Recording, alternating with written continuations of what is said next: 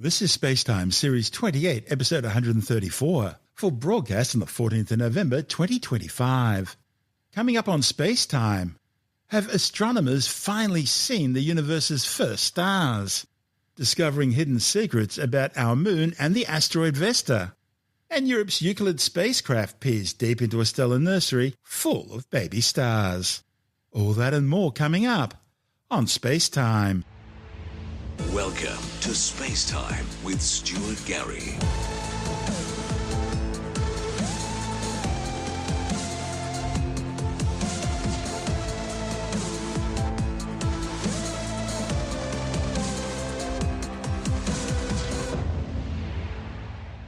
Astronomers believe they may have finally detected some of the very first stars to shine in the universe. A report in the astrophysical journal Letters claims observations by NASA's Webb Space Telescope has detected what appear to be population 3 stars in an ancient galaxy catalogued as LAP-1b, which was a background galaxy gravitationally lensed by a foreground galaxy cluster known as MAX J0416.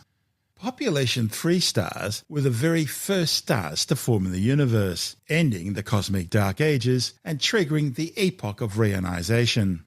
That's when radiation from these first stars began to ionize the opaque gas that filled the early cosmos, turning the universe transparent and making it look the way it does today.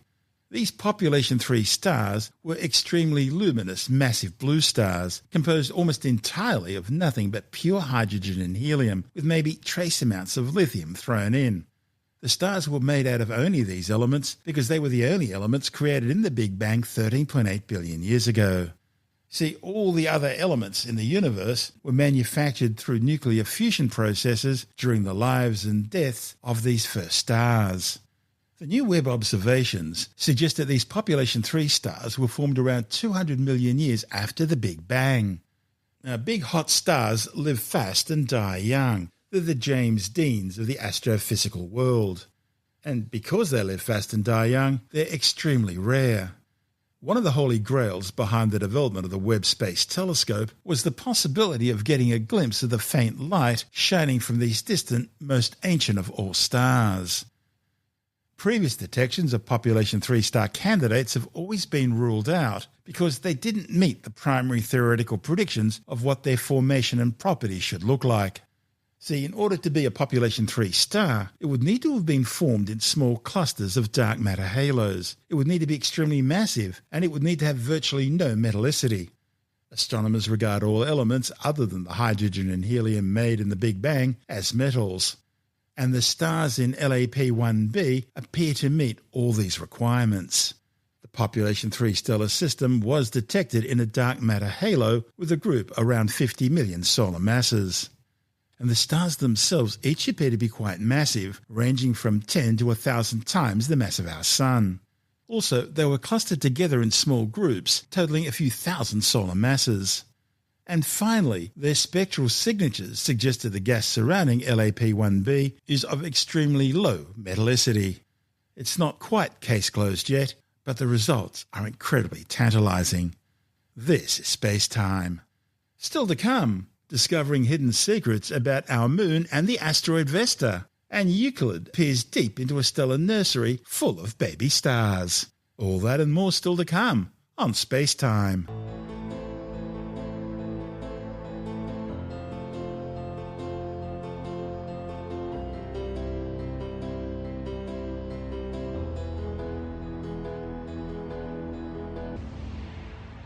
Two separate NASA studies have revealed some fascinating hidden secrets about the Earth's moon and the main-built asteroid Vesta. The findings, reported in the journal Nature, are both based on spacecraft gravity data achieved simply by orbiting these ancient worlds. Although the moon and the asteroid Vesta are very different, the works resulted in groundbreaking insights about planetary structures. In the lunar study, the authors developed a new gravity model of the moon that included tiny variations in the celestial body's gravity during its elliptical orbit around the Earth. These fluctuations caused the moon to flex ever so slightly due to Earth's gravitational tidal force. It's a process called tidal deformation, and it provides crucial insights into the moon's deep internal structure. Using their model, the study's authors produced the most detailed lunar gravitational map ever recorded, providing future missions with an improved way of calculating locations and time on the Moon. They accomplished this by analysing data on the motion of NASA's GRAIL, Gravity Recovery and Interior Laboratory mission. Its two spacecraft, known as Ebb and Flow, orbited the Moon between December 2011 and December 2012. The other study focused on the asteroid Vesta, a frozen rocky world in the main asteroid belt between Mars and Jupiter. Using NASA's Deep Space Network radiometric data, as well as imaging data from NASA's Dawn spacecraft, which orbited the asteroid between July 2011 and September 2012, the authors found that instead of having distinct layers as expected, Vesta's internal structure may be much more uniform, with at most a small iron core, or possibly no core at all. Both studies were led by Ryan Park from NASA's Jet Propulsion Laboratory in Pasadena, California. Park and colleagues used NASA's supercomputers to build a detailed map of how gravity varies across each body. From that, they could better understand what the Moon and Vesta were made of, and how planetary bodies across our solar system formed. Park says gravity is a unique and fundamental property of a planetary body, and it can be used to explore its deep interior. The technique doesn't require any data from the surface. Astronomers just need to track the motion of the spacecraft very precisely as it orbits a planet in order to get a global view of what's going on inside. The lunar study looked at gravitational changes in the Moon's near and far sides. The Moon's near side is dominated by vast plains known as mare, formed by molten rock that cooled and solidified billions of years ago. The lunar far side is far more rugged, with very few plains. Some theories suggest that intense volcanism on the near side of the Moon likely caused these differences. That process would have caused radioactive heat-generated elements to accumulate deep inside the lunar near side's mantle. And the new study offers the strongest evidence yet that this is likely the case. The authors found the Moon's near side is flexing more than the far side, meaning there's something fundamentally different about the internal structure of the Moon's near side compared to the far side. When comparing the results with other models, Park's team found a small but greater than expected difference in how much the two hemispheres deform. Now, the most likely explanation for this is that the near side has a warm mantle region, indicating the presence of heat-generating radioactive elements, which is evidence for volcanic activity that shaped the Moon's near side 2 to 3 billion years ago. The authors then applied a similar approach to their study of Vesta's rotational properties in order to learn more about this asteroid's interior. The technique is sensitive to any changes in the gravitational field of a body in space, whether that gravitational field changes over time, like the tidal flexing of the Moon, or through space, like a wobbling asteroid. Vesta wobbles as it spins. That allowed the authors to measure what's known as its moment of inertia, a characteristic that's highly sensitive to the internal structure of a body. You can see changes in inertia when you look at an ice skater spinning with their arms held outwards. As they pull their arms in, bringing more mass towards their centre of gravity, their inertia decreases and their spin speeds up. By measuring Vesta's moment of inertia, scientists gained a detailed understanding of the distribution of mass inside the asteroid. Now, if its inertia was low, it would mean there was a concentration of mass towards its centre. But if it's high, that mass would be far more evenly distributed throughout the entire asteroid. Now, previous studies had suggested that over long periods of time, Vesta would have gradually formed an onion-like layer and a dense core, a process known as differentiation.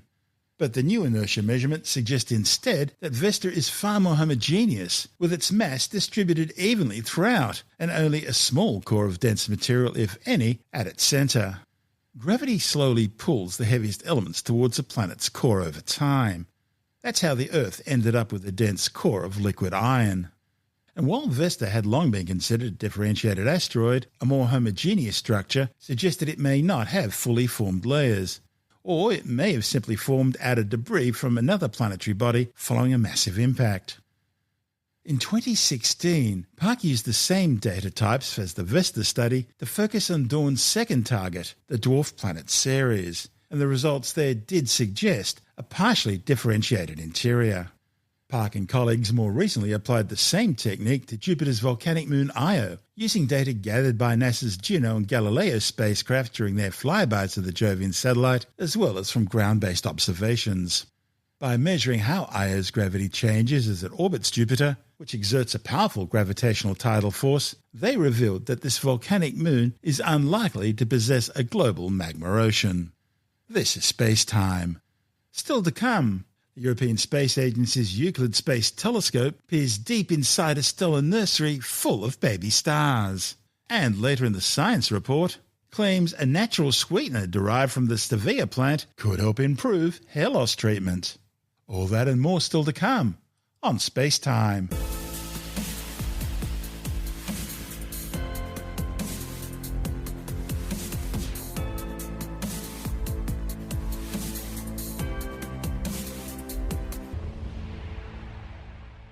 The European Space Agency's Euclid Space Telescope has peered through a dusty veil of the mysterious interstellar gas and dust nebula in the dark cloud LDN 1641. In the process, revealing a spectacular stellar nursery filled with a multitude of shimmering baby stars. LDN 1641 is around 1,300 light-years away in the constellation Orion. It's in the sprawling complex of dusty gas clouds where new stars are being formed. In visible light, this region of the sky appears mostly dark, with just a few stars dotting what seems to be a primarily empty background. But by imaging the cloud with Euclid's infrared eyes, a fascinating panorama of star birth is being exposed. The new study shows that the nebula is teeming with very young hot stars. Some of these objects, embedded in the dusty surroundings, are violently spewing out material, a sign of stars being formed. These outflows appear as magenta-coloured spots and coils. Euclid was observing this region of the sky to fine-tune its pointing ability. For the guiding tests, mission managers required a field of view where only a few stars would be detectable in visible light. And this portion of LDN 1641 proved to be the most suitable area for study. The tests were successful, and they helped ensure that Euclid can point reliably and very precisely in any desired direction. This ability is key to delivering extremely sharp astronomical images of large patches of the sky at a very rapid pace. In fact, the data for this image was collected in just under 5 hours of observation time. Euclid is surveying the sky to create what will be the most extensive three-dimensional map of the extragalactic universe ever undertaken. Its main objective is to enable scientists to pin down the mysterious nature of dark matter and dark energy. But the mission will also deliver a treasure trove of observations of interesting regions in our own galaxy, just like LDN 1641. As well as countless detailed images of other galaxies, offering new avenues of investigation in many different fields of astronomy. This report from ESA TV. In 1915, Albert Einstein astonished the world with his general theory of relativity. It described the behaviour of the entire universe, based on the matter and energy contained within it. The theory sparked the modern discipline of cosmology and the hope that we would finally understand how the universe came to be. But in recent times, the effort to define what the universe is made of has given us a very big surprise. Visible stars and galaxies make up less than 5% of the universe's total matter and energy.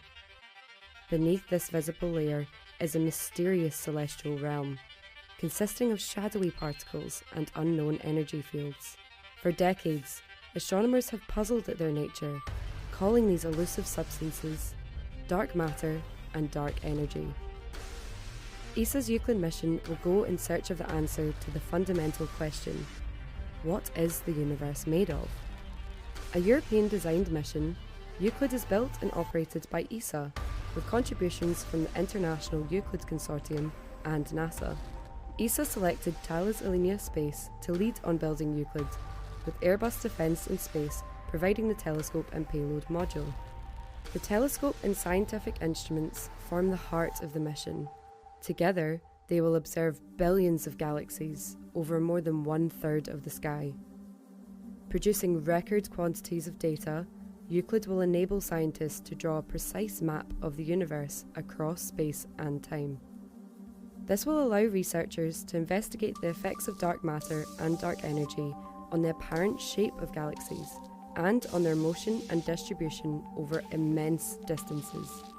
In turn, this will help reveal the true nature of dark matter and dark energy. The spacecraft and data communications controlled from ESA's European Space Operations Centre in Darmstadt. To cope with the vast amounts of data Euclid will acquire, ESA's EdgeTrack network of deep space antennas has been upgraded. These data will be analysed by the Euclid Consortium, a group of more than 2,000 scientists from more than 300 institutes across Europe, the US, Canada and Japan. Understanding the elusive nature of the universe has drawn astronomers throughout history. It remains one of the most challenging investigations in modern science. The Euclid mission is a quest into the unknown, a mission to shine a light on the dark side of the universe. This is SpaceTime.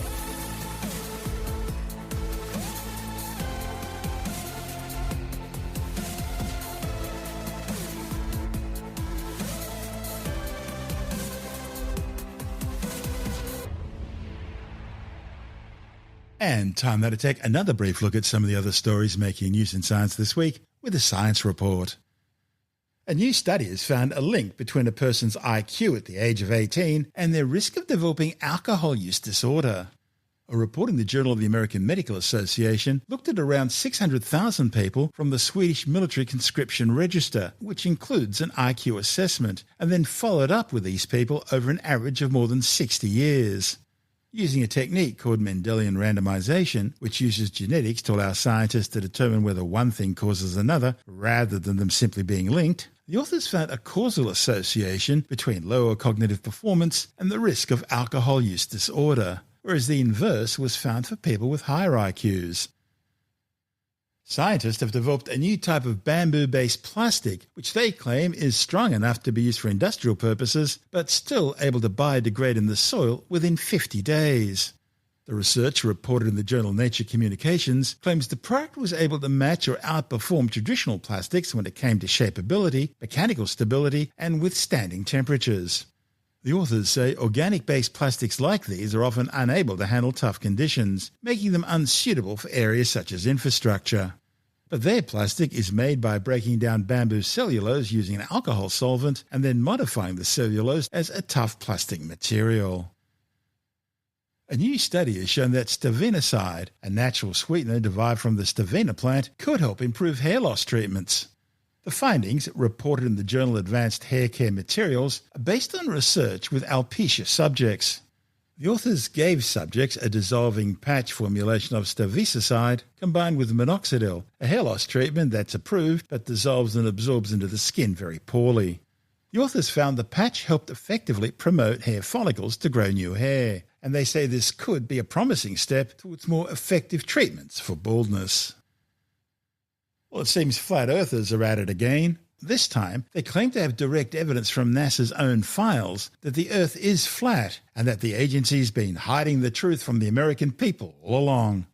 Of course, in reality, the document they're looking at was simply pointing out the fact that when aircraft velocity is being calculated, you don't include things like the speed of Earth's rotation, how fast the planet's orbiting around the Sun, how quickly the solar system's circling the center of the Milky Way galaxy, or for that matter, how fast the Milky Way galaxy is moving through the universe and space-time. But why let the facts get in the way of a good story? Tim Mendham from Australian Skeptics says the gotcha moment falls a little flat when you're smart enough to understand the full context behind the paper. I'm sure someone at NASA finally revealed the truth, let slip that the Earth is flat, Whoopsie. non-rotating. No, they got the sack. No, what it is, it's pretty ordinary when you get down to it. A lot of these things are. Someone was looking at documentation on NASA's site, so it's hardly secret, and they found the reports that in various assessments that were done, mainly of aircraft landings, aircraft flight, rockets in space, even a helicopter, they did their assessments on the basis that the Earth being flat and non-rotating, right, as to like the effects of variable wind speeds and aircraft trajectory and this sort of stuff. They were using it as flat because basically there's no difference. Yes, because you're part of the frame, you're part of the picture. That's right. That's yeah, I mean, sort of from the perspective of the flight, it might as well be flat, right, because of the size of the Earth, etc., and the distances you're talking about. But this, with the phrase in there, they were talking about describing it as if it was flat and non-rotating, because really it won't make a lot of difference to their calculations and the sizes and time periods they're talking about. So they do it just for the sake of measurements, not because they think the Earth is flat and is non-rotating. But someone necessarily, you found a few words in here and then you pull those out of context and then you say, see, NASA, top secret information published on their website for anyone to read, that it's flat and it's non-rotating. Sorry. So cherry pick the words you want and leave the rest out. Yeah, I mean, someone from NASA said that any aircraft, even a supersonic jet fighter, does not fly anywhere near a speed where the curvature of the Earth has to be accounted for in trajectory analysis. So only when you're talking about achieving orbit does the curvature come into play, okay? It can become significant, whatever. For all intents and purposes, airplanes in flight can be treated as flying over a flat domain. So, no, not secret. They haven't made a blunder. They haven't sort of secretly revealed this information. It wasn't secret. It had perfectly good reason for doing it. And apart from that, it's a non-story. That's Tim Mindham from Australian Skeptics.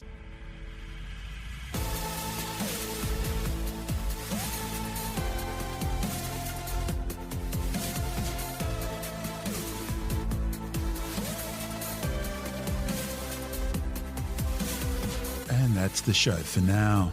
SpaceTime is available every Monday, Wednesday and Friday through Bytes.com, SoundCloud, YouTube, your favourite podcast download provider, and from spacetimewithstuartgary.com.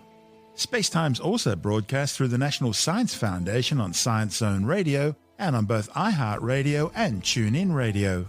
And you can help to support our show by visiting the SpaceTime store for a range of promotional merchandising goodies, or by becoming a SpaceTime patron, which gives you access to triple episode commercial-free versions of the show, as well as lots of bonus audio content which doesn't go to air, access to our exclusive Facebook group, and other rewards. Just go to spacetimewithstuartgary.com for full details. You've been listening to SpaceTime with Stuart Gary. This has been another quality podcast production from Bytes.com.